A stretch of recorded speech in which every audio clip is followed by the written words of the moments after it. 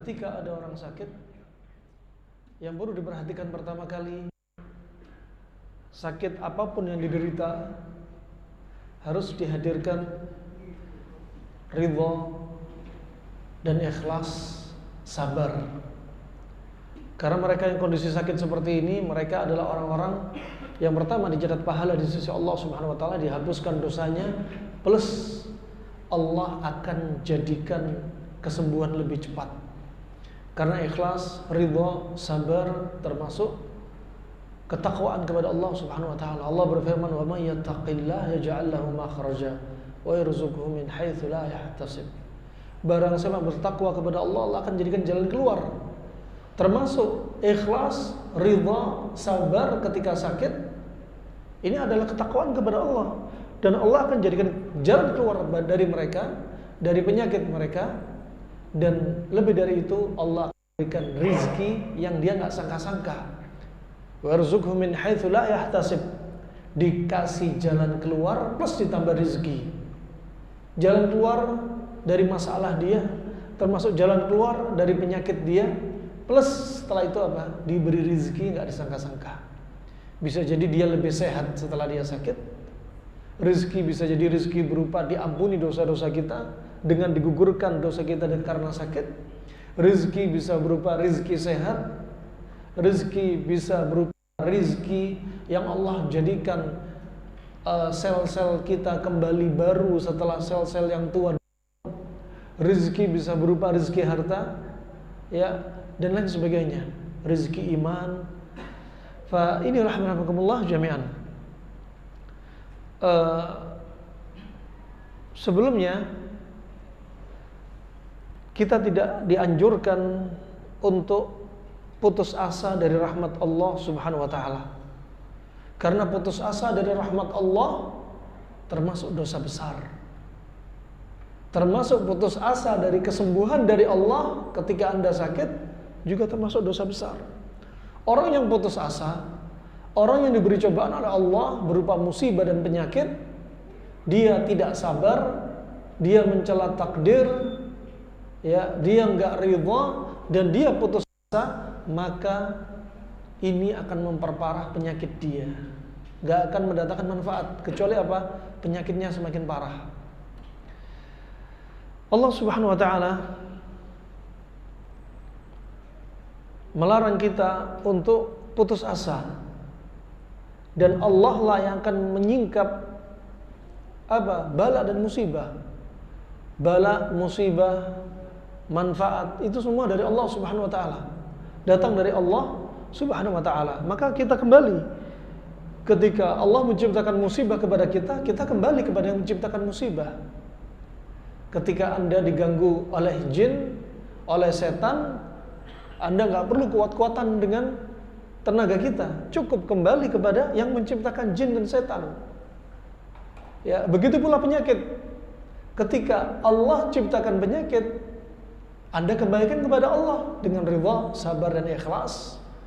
Ya, dan Allah turunkan obatnya. Ada satu ketika seorang pemuda ditanya oleh seorang syekh. Ta'al. Katanya ditanya sama syekh, kalau kamu di jalan berjumpa dengan setan, apa yang kau lakukan? Saya akan lawan dia ya syekh. Tapi kalau kamu lawan, setan kabur, kemudian setan bawa pasukan lebih banyak, apa yang kau lakukan? Apa yang kau lakukan? Kami akan melawan lagi ya syekh, dengan tenaga yang lebih kuat. Tayyib, kalau setan dipanggil lagi, rajanya setan semakin besar, apa yang kamu lakukan?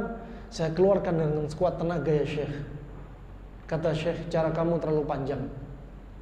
Kemudian syekh lagi memisalkan, kalau kamu lewat di salah satu jalan di kebun, yang jalannya sangat sempit, dan di kebun itu kamu harus melewati kebun yang ada anjingnya, anjing penjaga kebun. Kita diperbolehkan ya memelihara apa? Anjing. Kalau apa? Ada dua hal yang diperlukan. Ketika kapan? Ketika berburu dan ketika anjing untuk menjaga kebun, bukan anjing tinggal di rumah. Wah subhanallah, anjing tinggal di kebun. Kemudian Syekh ini tanya, ini anjing galak, jaga kebun. Kalau kamu mau lewat jalan, ya, kamu harus lewati anjing galak. Apa yang kau lakukan? Saya lempar dia ya Syekh. Kalau anjingnya muncul berikutnya 2 anjing, gimana kamu lempar? Mana yang kau lempar duluan? Saya pakai 2 batu ya Syekh. Kalau anjingnya 3, apa yang kau lakukan? Sembunyi dulu, kabur ke belakang, maju lagi ke depan ya Syekh. Nggak tembus-tembus jalannya kamu. Katanya Syekhnya apa? Caranya gampang, simple. Cari di mana pemilik kebun, di mana pemilik anjing. Bilang kepada dia, saya lewat. Tolong amankan anjing Anda. Karena saya nggak mau diganggu di jalan yang sempit ini. Demikian kalau Anda diganggu sama syaitan, ya, kalau Anda diganggu sama syaitan, Anda kembali kepada pencipta syaitan. Ya, makanya ketika masuk ke tempat gelap, tempat seram, ya, Anda baca, a'udzu bikalimatillahi tammati min syarri ma khalaq. A'udzu bikalimatillahi tammati min syarri ma khalaq. A'udzu bikalimatillahi tammati min syarri ma khalaq. Ketika dia masuk tempat tersebut, apa? Allah akan jaga dia dari tempat masuk yang menyeramkan sampai dia keluar lagi. Allah jaga dia. Bukan hanya syaitan, termasuk binatang-binatang yang berbisa. Termasuk manusia-manusia yang jahat. Fa ini rahman rahimakumullah jami'an. Demikian pula kalau kita diganggu sama penyakit, diserang sama penyakit, ya, apapun penyakit itu, kembali kepada yang menciptakan penyakit. Jangan kembali hati kita disandarin kepada dokter, kepada terapis, herbalis, ya, kepada obatnya, kepada jenis terapinya. Enggak, itu hanya sebab perantara. Tapi hati kita gantungin sama Allah Subhanahu wa taala. Kembalikan kepada Sang Pencipta makhluk dari virus, bakteri, jamur dan lain sebagainya ini. Ya, kembali kepada Sang Khalik. Karena Nabi telah bersabda, ya, ma anzalallahu da'an illa anzalalahu syifaan.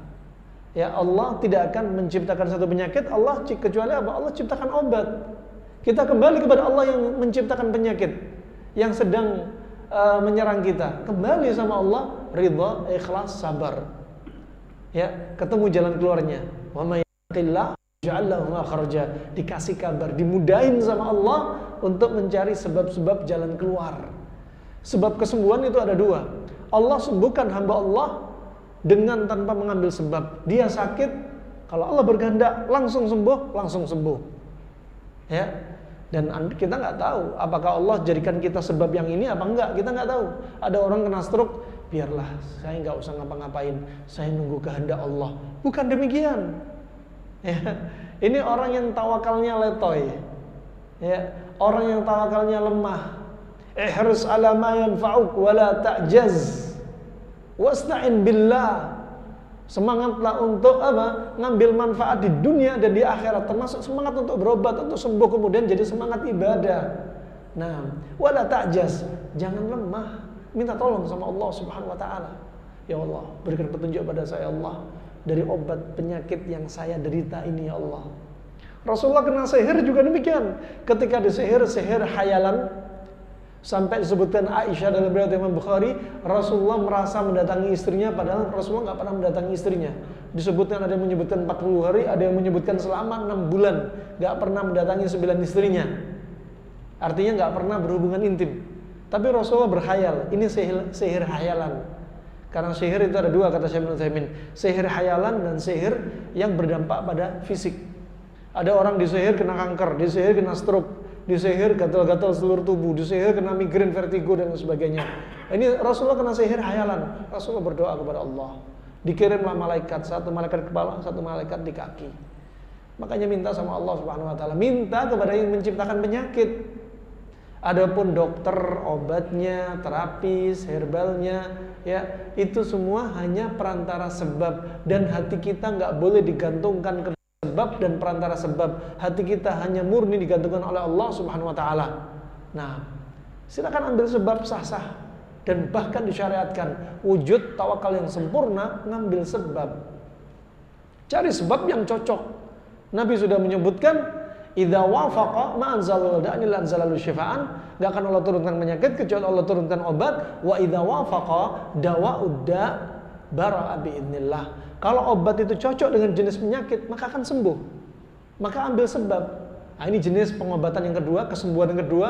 Allah jadikan kesembuhan kepada kita kalau ada sebab dan kalau sebabnya cocok dengan penyakit. Itu penting. Makanya perlu cocok antara diagnosa dan obat yang dikonsumsinya. Ini rahasia. Ya, fa ini rahimakumullah jami'an. Doa juga termasuk obat. Doa juga termasuk obat. Infak sedekah juga termasuk obat. Dawa mardakum bis sadaqah. Salat malam juga termasuk obat. Ya, sebagaimana Nabi SAW bersabda, "Alaikum biqiyamil lail fa innahu min da'bi salihin qablakum wa qurbatun ila Allah wa minhatun 'anil itsmi wa takfiratun lidzunubi wa lil ilaji lida'il jasadi." Hendaknya Anda sering salat malam karena dia kebiasaan orang-orang saleh sebelum Anda. Dia ini sebagai pendekatan diri kepada Allah dan dia mencegah kita dari dosa, menghapuskan dari dosa kita dengan salat malam ini. Dan yang keempat, dia ternyata sebagai obat bagi tubuh kita, salat malam.